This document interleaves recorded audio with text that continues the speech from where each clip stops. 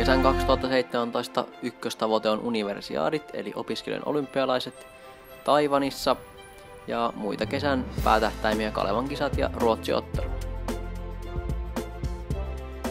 17 kesälle mun selkeä päätavoite on nuorten alle 23-vuotiaiden EM-kisat ja siellä mahdollisimman hyvä menestys sekä Kalevan kisat ja aikuisten maaotteluedustus. Mun kesän päätavoite on 19-vuotiaiden EM-kisat Italiassa ja siellä finaalipaikka. Toinen tähtäin on Pohjoismaiden mestaruuskisat Ruotsissa.